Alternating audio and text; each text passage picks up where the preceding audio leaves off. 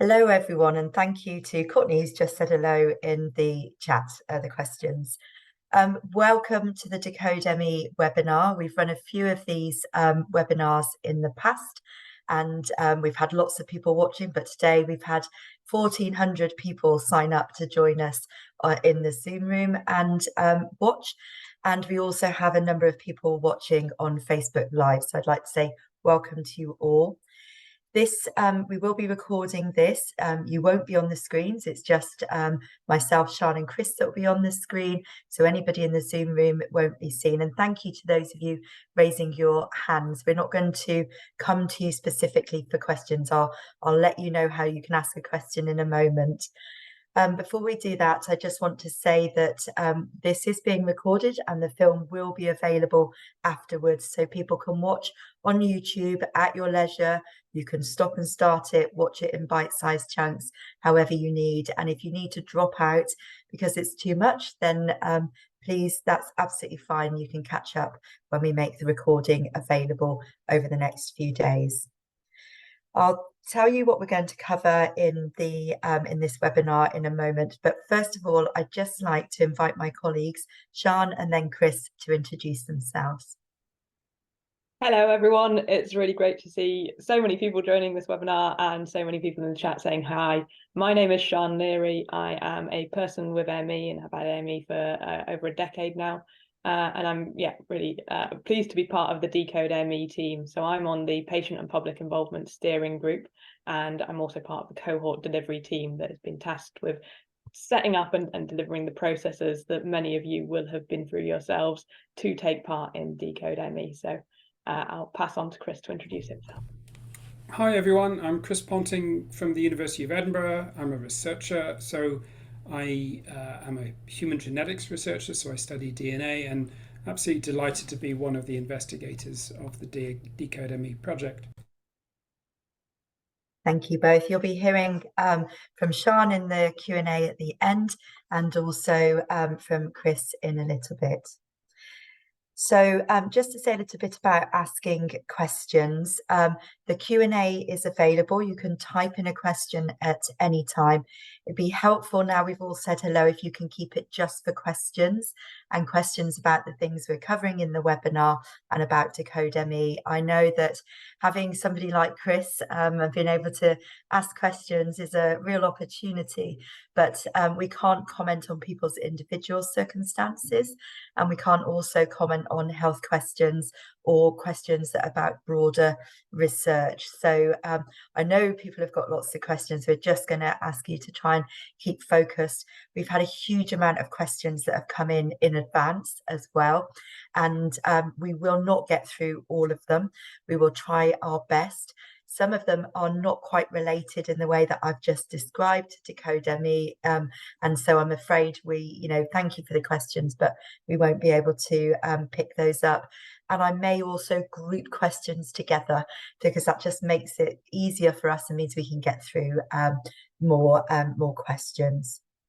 We've also got Claire and Anne in the background, who are helping us with the tech and managing Facebook Live and posting questions from there. So please bear with us if we have any hiccups. I'm sure we won't, but we're trying to cover as much as possible and make this as accessible as possible. So I'd like to start by sharing the agenda. Thank you, Chris. Chris has his uses here, so he's masterminding the slides for us. He has other uses as well, which he'll tell you all about in a moment. So if we just move on to the next slide, what we're hoping to do, or what we will do today, when the agenda appears, there we go, as if by magic, is we want to update you on the DecodeME objectives. We're going to tell you a little bit more about the project timeline. We're going to share some initial questionnaire results. Some of you will have seen these in our publication already, but we'll talk a little bit more about that. We're going to give you an update on recruitment, and we're going to remind you of the key deadlines. Thank you, Chris. So a little bit about the DecodeME objectives.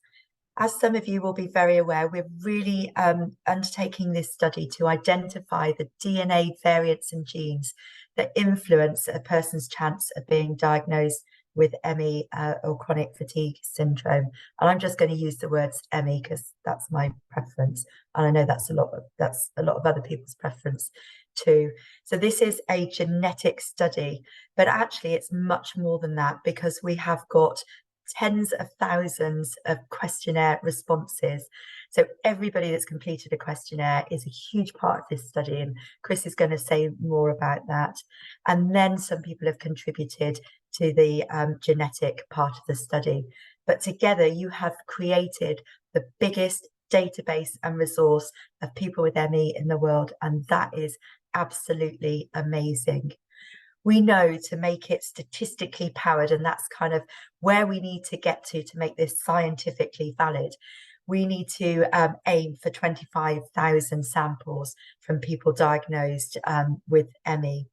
And that's broken down in 20,000 people who've had a diagnosis of ME prior to COVID-19, and 5,000 people who have been infected with COVID and subsequently had a diagnosis of ME.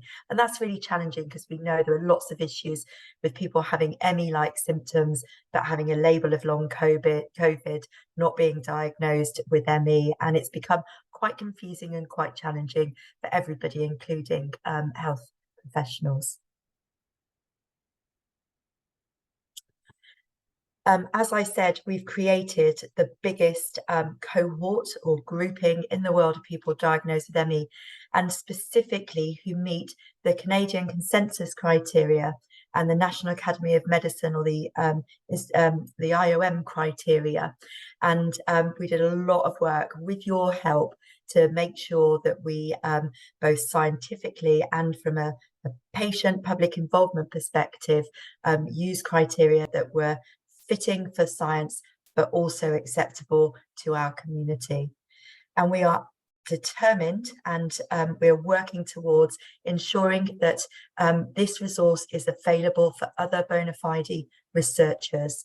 We want other researchers to use the data that we're collecting, your data, to be able to look at the phenotypes and the genotypes of future research projects. And that's really important. You know, you've given your valuable energy, your valuable time, your spit, and lots of information that is going to help not just DecodeME but other research as well in the future. And one of our patient public involvement colleagues at a meeting I wasn't at, so I'm probably not going to quote this properly, said that actually, if you think about all the saliva that we've received already, it would be like a sea of saliva, which really isn't a very pleasant thought, but unless you're a scientist like Chris, who probably jumps up and down with excitement at the amount of data that holds. But actually what that represents is the involvement of our community, all those people that have contributed data in the questionnaires, and those people that have contributed saliva, and of course all the people that have helped us through patient public involvement, or PPI. It has made the science better. So every single person who's contributed in whatever way, thank you so much. And just lastly, to remind you, if you're thinking about taking part as we're going through, because you haven't done already, if you're over 16, you have a diagnosis of ME or CFS, and you live in the UK, then please go to decodeme.org.uk and consider taking part. There's lots of information there. And the last thing is the diagram in the bottom corner. I had to check this with Chris, because I thought it was going to be much more complicated than my simple understanding. And he confirmed that that actually this is just a diagram demonstrating with you what we're hoping to do. We want to plot the comparison between the samples that you are giving us with those from healthy controls or people that don't have ME CFS. And we're looking for the statistical differences between those two groups. And you've got an example of one of the graphs that Chris and the team, the scientists, will be looking at. And so I'm now going to hand over to Chris, who's going to give you a bit more of that science insight.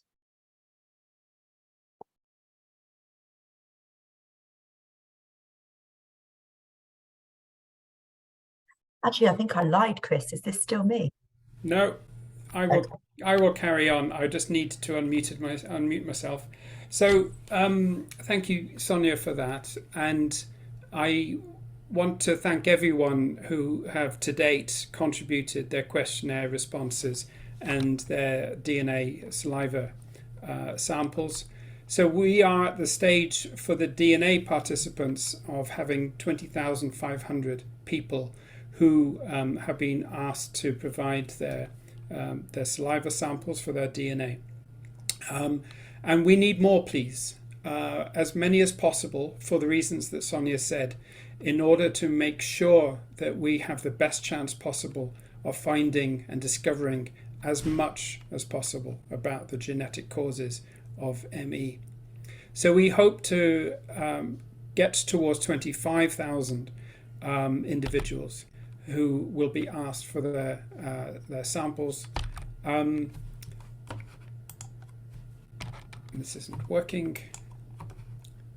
There we go. So 25,000, and the problem is that inevitably there will be some people who won't return their kits, and this is for whatever reasons, and including the Royal Mail losing them. We know that, and so we have to aim for 25,000. So at the end of the day, we'll get to 20,000. So not just unreturned kits, but also there are some samples that essentially there isn't sufficient DNA to be extracted. And so taking account of those two factors, that's why we believe that with 25,000 people who are asked, at the end of the day, we'll get to 20,000. And I hope that makes that clear.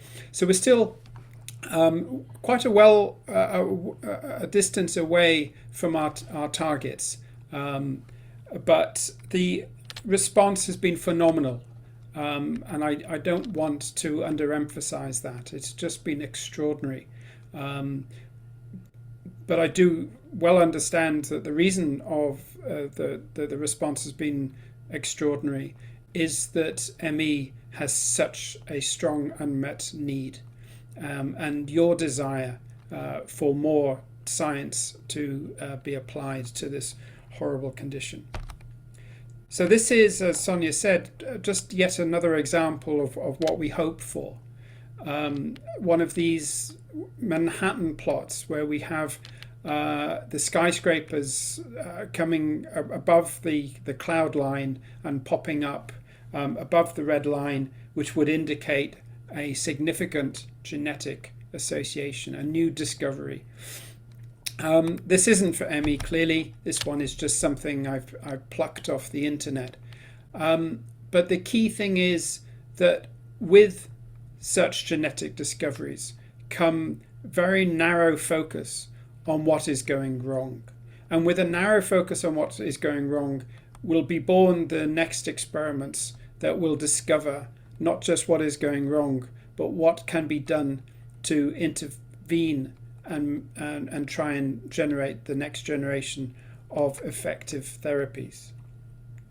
Or indeed to take a drug that already exists and redeploy it for ME as opposed to any other condition. So that's what we hope for, is that we will do the genome-wide association study. We will find, let's hope for 7 or more of these associated discoveries. We will work out how these relate to one another. What system is affected by these discoveries? Is it mitochondria? Is it the immune system or the neurological systems? Is it the vasculature? We will partner with whomever that can use their experience and their expertise to make discoveries in this area. And we're doing this at the moment by working with Precision Life through their AI approaches. We will compare with drug databases. We will look at what drugs could be repurposed. And we'll do that as fast as we can. There has been so much that's been going on behind the scenes in this project that is the most complicated project I've ever been involved with as an investigator. And so it is just so exciting at the moment to get to this point in it where we will, within the next 6 months or more, begin to better understand this disease, we hope. Beyond the end of DecodeME, we will be working as closely as we can with pharma, with companies, to ensure that they can make best use of the findings. Into clinical trials, we hope these will need new participants. And this is again where hopefully some of you will come in, because the cohort that together we have put together will be of immense value to people doing tests and trials, to try and work out what is most effective and for whom. So the project timeline, of course, we started in 2020, and we will finish next August, at the end of August next year. There was a long lead-in period in the project setup and development phase. There was so much to do, so many moving parts. We launched for full recruitment a year ago, just over, and that was just a fantastic response from you all, so quickly. And we have since then been collecting your samples, your questionnaires, and this is where we are now in October 2023. Now, we have to close recruitment, and we've given notice of that some weeks ago now. We have to close recruitment so that we can collect everyone's sample, we can generate the data, and we can analyze the data with everyone else's data before the end of the project. So that's why we have to close recruitment next month. So what happens next? For all those samples, they need to have their DNA extracted at UK Biocentre. We store one of the samples, hopefully for future research. Then your DNA samples are sent for genotyping to Thermo Fisher, now in Denmark. They need about 10 weeks to do so per batch, and they send back the data, and we will be comparing against general population controls from the UK Biobank in our genome-wide association studies in Edinburgh. We will publish our results at one point only, when we are entirely convinced we've done the best possible job, and it is as definitive as possible, our results. So we're not going to drip any findings, because we need to give you what you deserve, which is the best possible science as soon as possible. So just to come on to the initial questionnaire results, it is absolutely amazing that we have from you over 100,000 years of lived experience of people with ME. Not just amazing, but it is puts everything into perspective, that we can bring together so much experience and in one publication try and distill it down into some trends. I don't mean to imply that we have provided all of the trends and the evidence that there could ever be, but it was our attempt at bringing together some strands of evidence that best explain the major trends for people with ME in the United Kingdom. This seemed to say that being female and older and ill for longer all increase the chance of greater severity, unfortunately. There is a massive female bias, which clearly has been known for a very long time. It isn't a bias in our project only. It's also a diagnostic bias as we know, in the NHS. So a 5-to-1 bias is the reality. females are more likely to experience severe symptoms, and this increases with age. And more females report other co-occurring health conditions, which are things such as irritable bowel syndrome, clinical depression, fibromyalgia, anemia, and hypothyroidism. So it is clear, and it has been, I think, for a while, that people with ME do not form a single uniform group. So at some point we can ask the question, well, how do people differ? And we will, in our genetics, ask this question: how does the genetic signal change if we separate people with an infectious onset versus those without, people who are female versus those that are male? And this will be our first steps towards trying to stratify. In other words, to try and find different types of ME that potentially could be responsive to different drugs. So I'll pass you back to Sonya to discuss the recruitment update. Thank you. So we have had a phenomenal response, as Chris has said. I mean, we are just blown away by your support. We've had 36,000 people have signed up. That's remarkable. We know that the questionnaire is long and detailed, and it has to be to make the science better. And we've kept it as short as possible with the help of our patient and public involvement colleagues, so that every single question in there is critical. And so far 25,000 people have completed the questionnaire. So if you're one of the people still completing the questionnaire, you do have time, but do remember, if you haven't yet signed up, we're going to share the dates in a minute.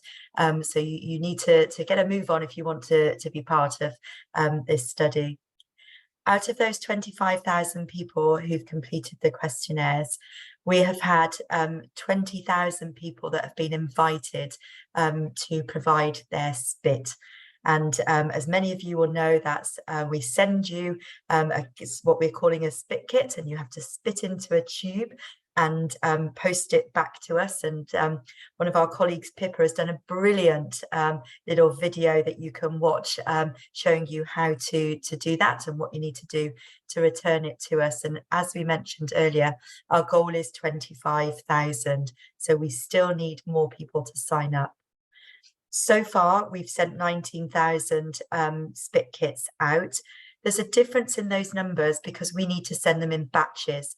So I know, because I've seen on social media and some of the questions we get in to colleagues in the team, you don't always get your spit kit immediately. And that's because we send them in batches, because that's the most cost-effective way to do it. And we have a company helping us do that. So we appreciate your patience. And if you don't receive your spit kit within 4 weeks, then please do contact the team on the email address that you will have been given and on our website to follow that up. But do give us a bit of time to get those out. So far, we've had 15,500 DNA spit kit samples returned. That's brilliant, but we need them back. So if you're one of these people who has your spit kit sitting at home waiting to return, please do get that back to us. We know sometimes mishaps happen, and it feels a bit like the dog ate my homework here, and people have to phone up and say, oh, there's been a bit of an issue and I need another spit kit. But please do contact us. Please do take care of your spit kit. They're really expensive, but we know that sometimes you might need a replacement, or something's gone wrong and you just need to do it again. Please do contact us. The team are amazing. They will get to your query as quickly as possible. Sometimes there's a bit of a delay because there are lots of queries, but do return those spit kits. The more DNA participants we have, the better our chance of getting statistically significant discoveries. And if you remember, we said it's got to be statistically significant for it to have that scientific validity and rigor that is needed.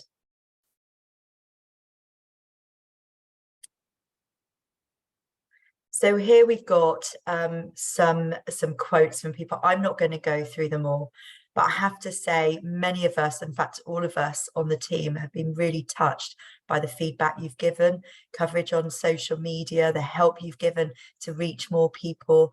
It is absolutely heartwarming to receive that. And I can honestly say that what Chris said earlier about the challenges we face, and this being the most difficult project to get going, is absolutely true. Everything from Amazon buying up all the boxes during the pandemic, a global pandemic, health difficulties, sickness, universities being shut, issues with people working as part of our supplier kind of chain, just huge issues that we've overcome. And to receive your feedback like this makes it so worthwhile. The team have gone above and beyond, and more than on many occasions, to overcome the challenges that we've had and to make this study as good as it is, because we in the ME community deserve this. So thank you for all your lovely feedback. And then lastly, as Chris moves us on to the last slide, just a reminder of the key deadlines. The 30th of October, so that's only a few weeks away, is the closing date for you to return paper questionnaires. And a reminder that Helen at the 25% group is available to support people who are more severely affected, that don't have support around them to complete the questionnaire. She's amazing. She does it in small chunks, has put a lot of time and effort into supporting people. So if you need that support, that is there. At 5 p.m. on the 15th of November, you need to have signed up and completed your online questionnaire. So you've got a bit of time to do that, but you have to complete the questionnaire. At 5 p.m, we will be closing that. There will be no exceptions, because we have to have a cut-off point to allow us then to progress on to the next phase of the study. And then the final date for you to remember is that by the 31st of January, you have to have returned your spit kit, has to have gone back in the post to us. So just a reminder, if you're over 16, you live in the UK, you have a diagnosis of ME or CFS, you can participate now. You can help change this awful scientific gap of understanding that we have in terms of this horrid, disabling, just so many words I want to use about this disease. You can be part of history and help us change that. So please do take part now. So I'm now going to move to the question and answer part. We've got just under half an hour for the questions and answers.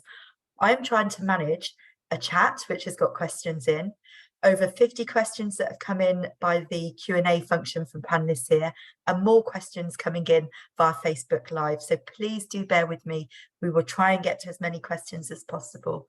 I'm just going to kick off by saying that we've received a series of questions about whether the DecodeME results support or refute other scientists' hypotheses, what they think might be going on, or their research. And as Chris said, we haven't yet undertaken a full analysis, and therefore we're not able to comment. We will only give comment when we have confidence in the scientific evidence base that we produce through this study. And we're not going to do that early, because you deserve better. And we're only going to do it when we are absolutely 100% sure we've done as much as we can to determine that it's valid data. And so for all those questions we've had about other researchers, and we're just not going to answer those now, because you deserve us not to. We've also received a few questions about whether Action for ME is a charity, or the DecodeME will collaborate with other researchers, and some of you have suggested people. As Chris said, we will collaborate with anybody. There's a limit to what we can do. We're a small team in a massive project with lots of challenges and lots still to do. And so there is a challenge on our capacity, but where we can and where it furthers the science and the credibility of our science within DecodeME, then we will do that. And we will also, we're looking to collaborate with others, and we are already working with people who may access the samples.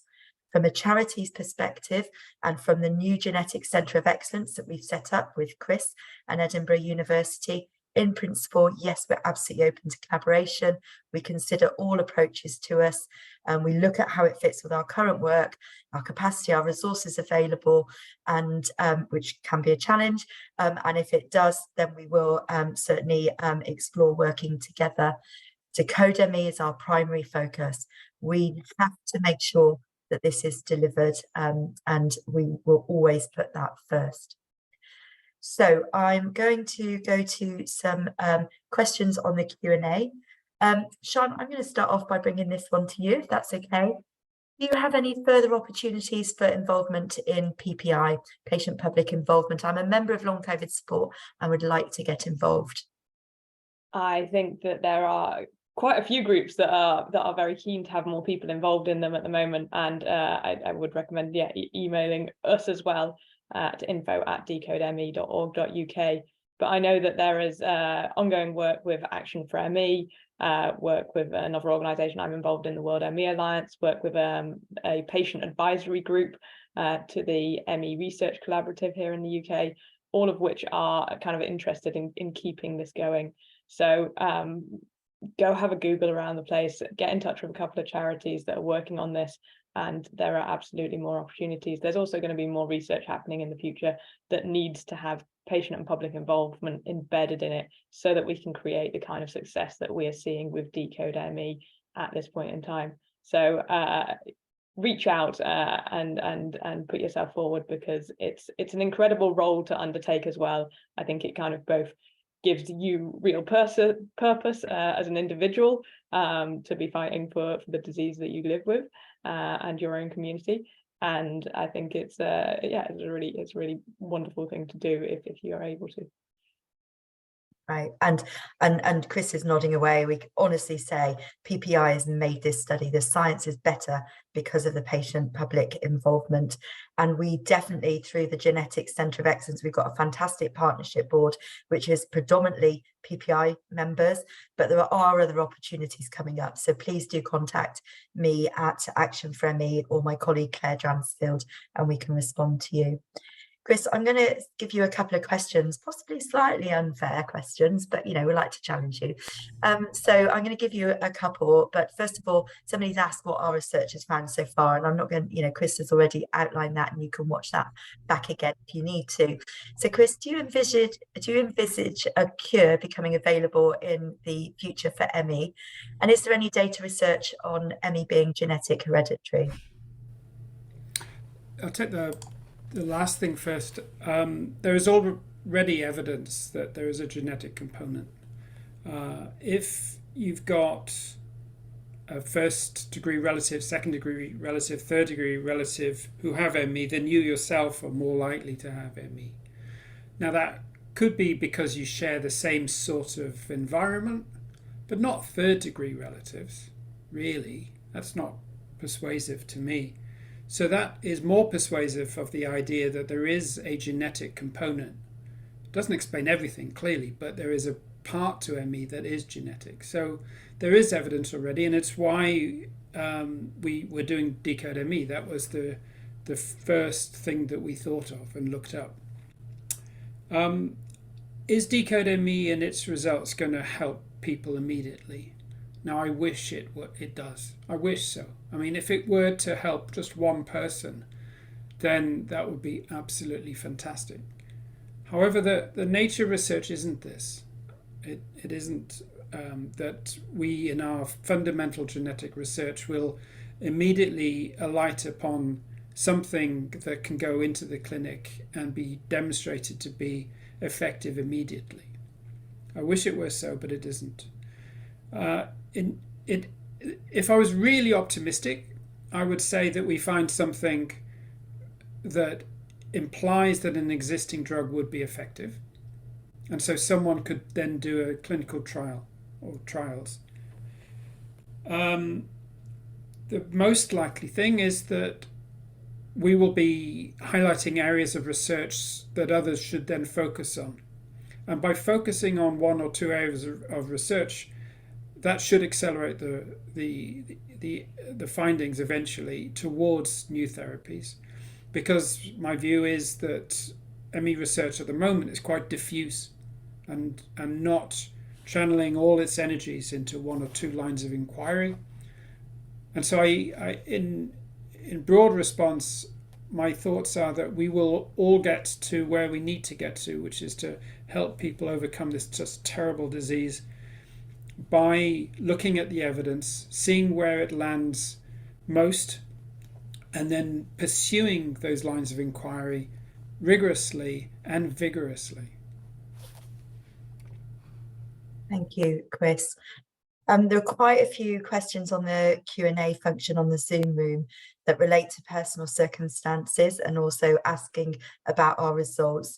As we said before, I'm sorry we're not going to be responding to personal questions, and we're not going to produce the results until we're absolutely certain that they're at the level and validity that you deserve. So I'm just going to skip through those questions. There's a question here. I was turned down on my first application probably because I don't have a doctor's diagnosis. Is there a chance of applying again? You have to have a diagnosis to be able to be part of this study. There's another question that says, is long COVID just a new term for ME? And at the moment, the science is playing catch up. We don't have a scientific evidence base. There's lots of research out there that's identifying different phenotypes and a range of research. We're just gathering all the data at the moment. One of my colleagues in the team is doing this, that indicates around 50% of people with long COVID have ME-like symptoms. And if you added those numbers together with the estimate of 250,000 people, that becomes 1.3 million. But the science has to drive that, and we know people are having lots of difficulties with getting diagnoses. So if anybody's struggling in some of the questions, the personal questions you're asking and asking for advice, please contact the charities. You can contact Action for ME. Our information support and other services, healthcare services are available, and other services are offered by ME Association and others. Chris, there are many people with long COVID who've gone on to fit the criteria for an ME diagnosis. Many have filled out the study questionnaire prior to the diagnosis. Can they somehow edit their original data to reflect this new diagnosis and therefore potentially go on to DNA testing? Please, can you get in touch with your circumstances, and we will address those on a case-by-case basis. Can I just comment on what you were just saying, Sonya, about the results? Because I feel that some people may be disappointed that we are not talking about the results. And I just want to say that we only have around about a quarter of the data that has been delivered to us thus far. And I think it would be remiss of us to say anything about the results of a study if we only have in our hands today a quarter of the data. Thank you. I've just been made aware that there's a bit of an issue with the connection with Facebook Live. So apologies that those people who tried to join on Facebook Live, I believe there's a post going out on social media apologising now as well. This video is available, and so all of you watching afterwards, our sincere apologies. It's just one of those tech things, but hopefully you'll enjoy watching this back as a recording. Again, we've got lots of questions here around links with other research and questions about people's circumstances, which I'm sorry, as I've said, I am going to skip through. There's comments about when the study is published, when we get to that point, and how that's going to happen and what it might show. We don't know what it's going to show because we haven't done that analysis. But what I will say is when we publish, we will do that with our patient public involvement colleagues. We will try our very hardest to make it as accessible as possible and to provide that in differing formats. We absolutely will be running webinars and presenting those and using every opportunity that we can. There's a question here about why people from other countries are excluded and whether the funding for the study is conditional upon the number of participants taking part. So Chris, I'm going to hand that one to you, please. Thank you. So no, the funding was not conditional on the number of participants. So why is it that we're restricting ourselves to the United Kingdom? Well, the reason is that we wanted to make sure that our money stretched to as many people with ME as possible. So we are basically using all our money to look at the DNA of people with ME. And we are not using any of our money on the people from the general population who don't have ME. For those people who are our controls, we're using the data that already exists from the UK Biobank. And the key thing there is that these are people who live in the UK. And because people from around the world have different genetic backgrounds, we have to match the people with ME and their genetic background to the control individuals and their genetic backgrounds. So if we were to allow people with ME from all around the world, we would probably be finding false associations, and we can't allow that. Now, there should be and hopefully will be further studies elsewhere. And when that happens, we in DecodeME will be overjoyed to work with whomever, really, to put the data together and find out what else can be found. So it's a matter of pragmatism that we have to keep ourselves within the borders of the United Kingdom, but a matter of aspiration to work across the world with as many people and as many genetic ancestries as we can. Thank you, Chris. So I've got a load more questions here that I'm just going to pick a couple out. If you filled in a questionnaire not been asked for DNA, are you now wanting some of us to send DNA? If we're inviting you to send DNA, we will contact you. So if you haven't had that contact, then no, not at this stage, but your data is so invaluable. That publication, the results Chris shared, was on the first 17,000 people, their data from the questionnaires. So your data is valuable. We will publish it, we will share it, but we will contact you if we want your DNA. Harry's asked, if you still have to reach your target, how can I now be part of the DNA sampling? If you haven't signed up to take part, go to decodeme.org.uk and take part. You complete the questionnaire, and you may or may not be invited to provide DNA at that point, but you are still a huge part of our study. Chris, I'm going to ask you a couple of questions here. We've had quite a few questions sort of linked around this. So why aren't you looking at those of us who are in remission, for want of a better term? I've had ME for 20 years, but no bad relapses for around 9 years. I've been told my samples are not wanted at this time. So it's an invite there to say something about the criteria and elaborate on that. And then the other question was, how will those who have been unknowingly misdiagnosed affect the study? So really quite important questions. So I'd love to do a study on recovery. It is a really important thing for science to know who recovers and perhaps why. And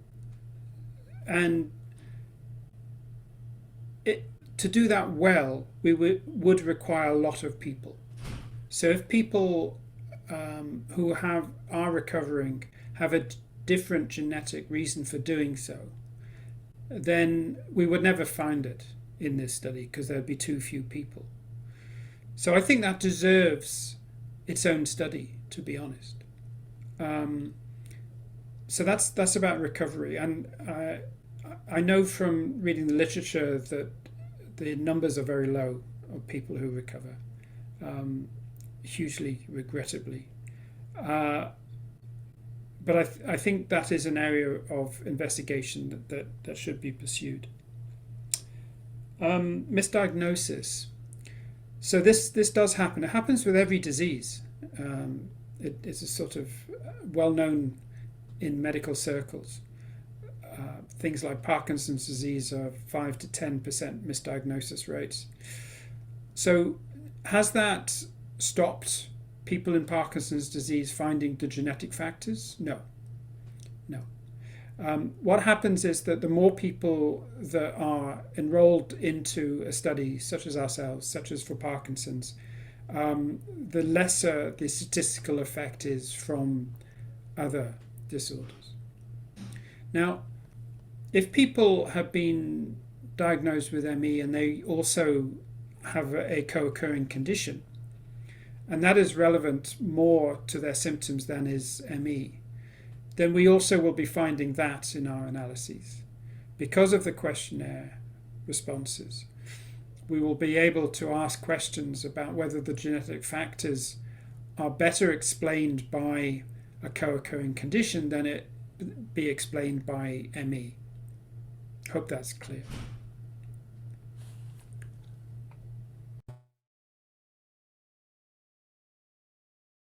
You're muted, I Sonya. know, just realised, sorry. Sian, a question for you around what can people do to help us reach our target number of participants? So yeah, we still have a little way to go on this, although we have done, really well so far, but we have got a last call campaign out at the moment. And the deadline for you to fill in that survey online, questionnaire online and sign up is the 15th of November.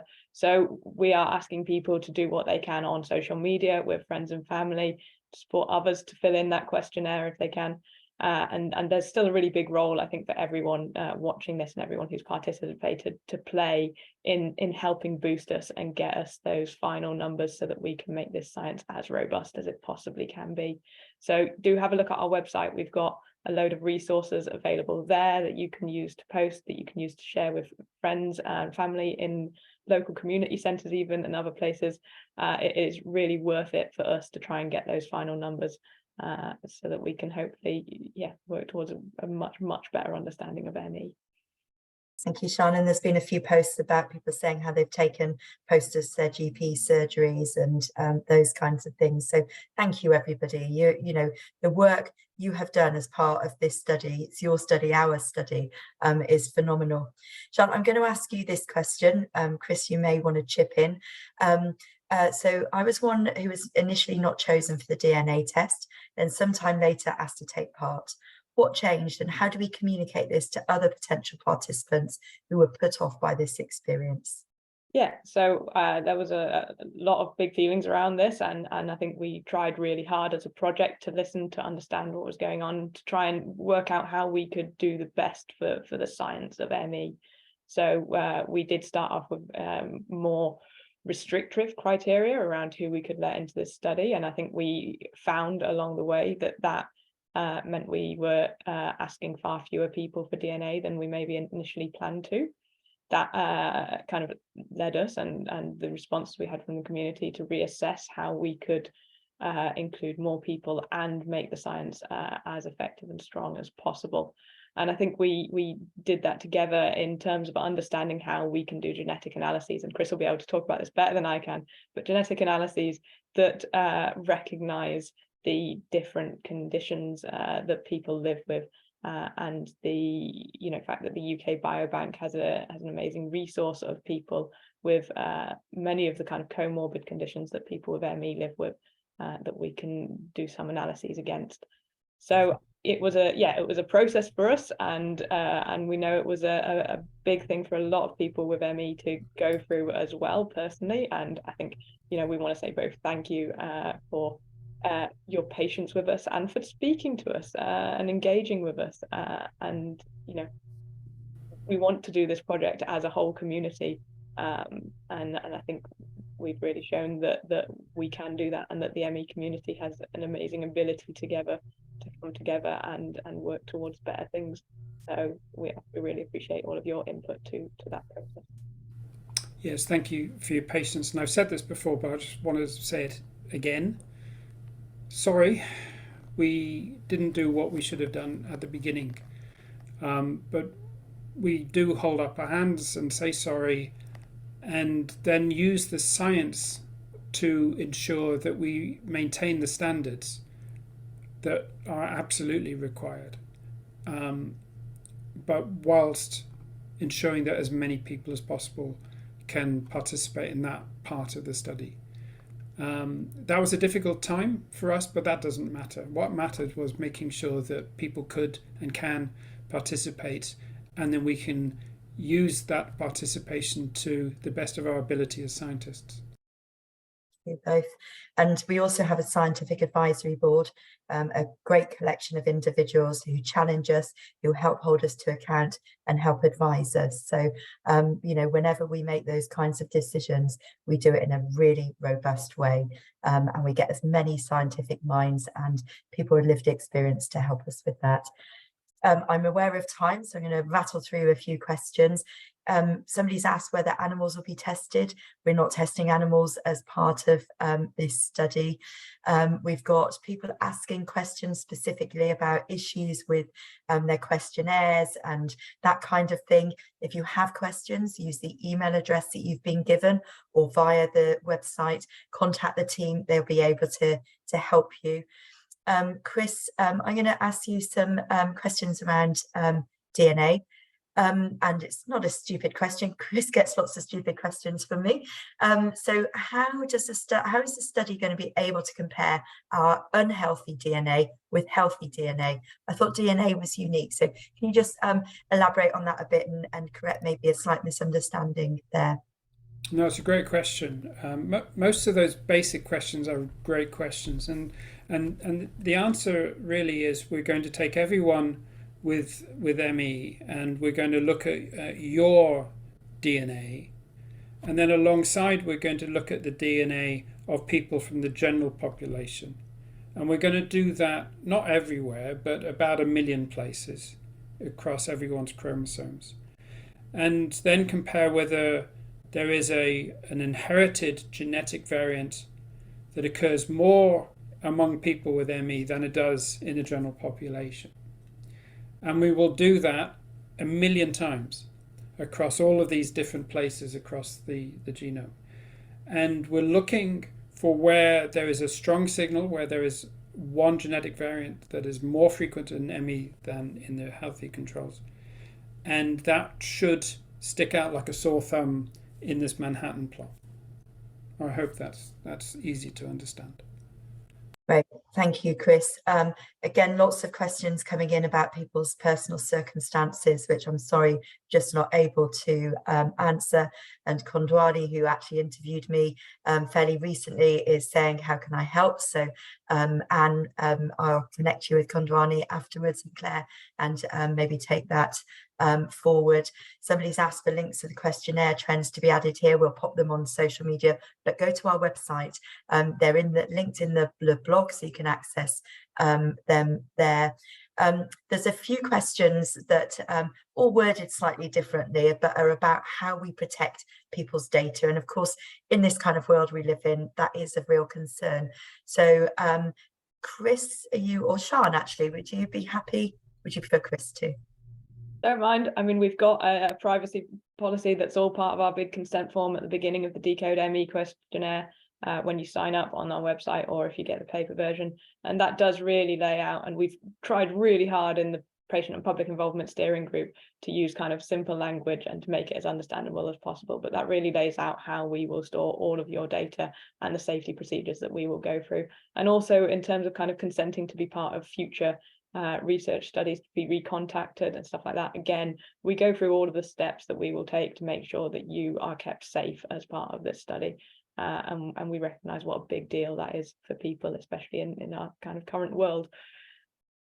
The data is held by the University of Edinburgh.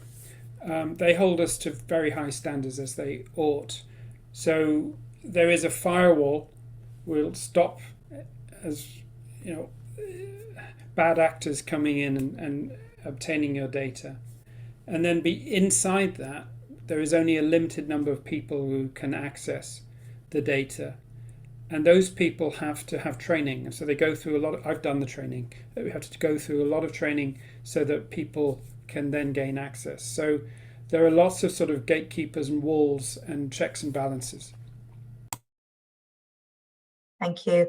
And sorry if I look slightly distracted. I'm reading all the questions to try and cluster them and get as many as possible. People are again commenting on their own personal circumstances, so I'm not going to ask those. We've got a question about where the funding for this study has come from. It's jointly funded by the Medical Research Council and the National Institute for Health Research. So they have funded this study. We are under strict parameters about what we can and can't research. Chris has outlined what it is we're looking at with this study. So lots of questions about whether we'll be looking at other things. We're not in this study because we have to deliver against the funding that we've got, and that's what we are going to deliver against. People asking if you've got a diagnosis of CFS, chronic fatigue syndrome, can you participate? Yes, you can. You have to have a diagnosis of ME or CFS. You can't participate from France, I'm afraid. You need to be based in the UK. Some are asking about, can we volunteer for trials later? If you complete the questionnaire, you can consent to be contacted by other researchers, and there's all the data protection stuff that Shana and Chris have talked about around that. So there is that option. We want to make it as easy as possible for more research in the future. We've got one here from somebody who said, I think you said severe symptoms increase with age. I've had ME for 20 years and I'm 76. Does it mean I will get worse as I get older? We were just reported, actually, Chris, go on, then you say. Yeah, all that we were reporting was the general trend. That does not necessarily mean that that is true for any one individual. We were just looking at the general trends. And we don't know what will happen with any individual. We know there are likely to be different subsets. We're all individuals, people respond and react in different ways. So please don't anybody from the results that we found be concerned in any way. They're just the trends, as Chris said. Chris, what will happen if we don't get enough participants to get a statistically significant result? So we look at what has happened for other studies. That with increasing numbers, they don't find anything, and then they get to a lift-off point. After the lift-off point, then the results start tumbling in. So where is our lift-off point in DecodeME? Well, of course we don't know. But if our lift-off point was at about 14,000 people, then this is the critical period where we can get more people involved, because there's basically more scientific bang for the buck. So this is a critical moment for us to get as many people as possible with consent to participate in this study. Thank you. I'm really sorry we have run out of time. We have been trying to answer as many questions as possible. The DecodeME.org.uk website has lots of resources. Many of you are asking about what you can do to share, so please go to the website. We've got lots of template emails. We've got posters. We've got lots of resources there for social media you can use. Please help us, and Liv, thank you. You're sharing links in the Q&A for people. I don't think everybody can see those, so we will make them available afterwards. I think Claire-Anne, let's send an email out to participants if we can, if that's possible. Please do help us reach as many people as we can. Time is now ticking and it is of the essence, and your help is absolutely critical. If you've got questions, you haven't received your spit kit, you're having problems with the questionnaire, please go to the email address that you will have received or is on our website. The team will definitely help you. And just a reminder, over 16, live in the UK, have a diagnosis of ME or CFS, then you can take part. You need to do it as soon as possible. So that we got through as many as we can. We'll have a look if there are certain themes that are coming up in the questions we didn't get to. We'll consider putting some more information on our Q&A. There's a whole lot of information in our FAQs on the website too, so you may well find your answer in there. So the last thing I want to say is you've got three faces here. Behind us is what seems like an army, but actually is a very small team of hugely committed, dedicated people who are working incredibly hard with a very high level, it's giving me goosebumps, with a very high level of passion, really doing everything they can to make our study the best it possibly can be. So I want to say a huge thank you to the team that's behind us. The three of us can only sit here today and talk about the study because of them and because of you. And, you know, we may not get a cure immediately, we may not get treatments immediately, but this is a huge starting point in science. And we are creating history through this study. So thank you, everybody, for everything you're doing. We really value it, and we know your time and your energy is critical. So thank you for being part of our study. Bye.